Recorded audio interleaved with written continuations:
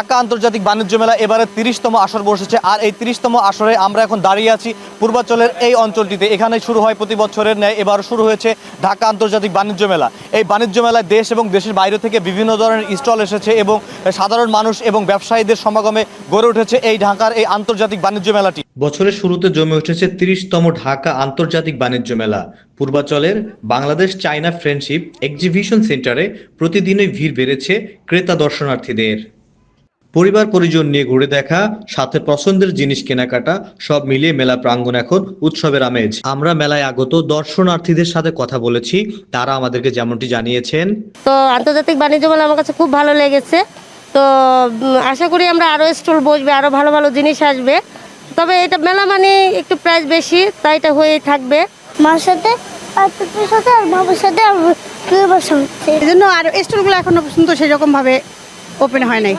আরও অনেক স্টল বাকি আছে, আরও অনেক কিছু বাকি আছে। মানুষটা খুব বেশি আসেনি এখনো, কারণ কালকেই তো উদ্বোধন হলো। তো হয়তো বা আবার সামনে আরও 10-15 দিন পরে হয়তো বা কিছুটা হবে। এমন মেলা অনুভূতিটা ভালো, এমন মেলা যেন প্রতি বছর হয় এবং সিস্টেমটা বেশ ভালো আছে ইনশাআল্লাহ। এবারের মেলায় আমরা যেটা লক্ষ্য করেছি, শিশুদের খেলনা থেকে শুরু করে গৃহস্থলী বিভিন্ন পণ্য, বিভিন্ন ধরনের খাবার, দেশি বিদেশি জামা কাপড়, ইলেকট্রনিক্স আইটেম সহ বিদেশি জুতা, আরও অনেক ধরনের দোকানের পসরা বসেছে এই আন্তর্জাতিক বাণিজ্য মেলার মাঠে। আমরা মেলায় দোকানীদের সাথে কথা বলার চেষ্টা করেছি, তারা আমাদেরকে যেমনটি জানিয়েছে।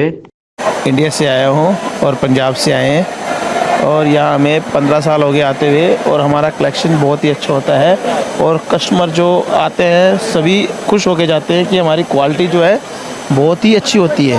শুরুর দিকে এখন ভালো দেখা যাইতেছে, যেহেতু 3 তারিখে উদ্বোধন হয়েছে, কিন্তু তারপরেও অনেক ভালো কাস্টমার মাঠে আছে। এমনকি বেচা কিনা এবার ইনশাল্লাহ ভালো হবে আগের তুলনায়। কাস্টমার মোটামুটি, যেহেতু মেলা মাত্র শুরু হলো, তো এখন চাহিদা একটু কম। আশা করছি আগামীতে একটু ভালো চাহিদা পাবো। এছাড়া এবারের মেলার আকর্ষণের কেন্দ্রবিন্দু ছিল জুলাই শহীদ স্মৃতি ফাউন্ডেশন। জুলাই শহীদ স্মৃতি ফাউন্ডেশন একটি এনজিও, একটি প্রতিষ্ঠান। ডক্টর মোহাম্মদ ইউনূস সাহেবের সভাপতিত্বে এটি সেপ্টেম্বরের 10 তারিখে আর কি আনুষ্ঠানিকভাবে যাত্রা শুরু করে 2024 সালে। আমাদের উদ্দেশ্য ছিল, আমাদের ফাউন্ডেশন উদ্দেশ্য ছিল আহত এবং শহীদ পরিবারদের এককালীন আর্থিক সহায়তা প্রদান এবং তাদের পুনর্বাসন করার জন্য আমাদের এই ফাউন্ডেশনটি প্রতিষ্ঠিত হয়েছে।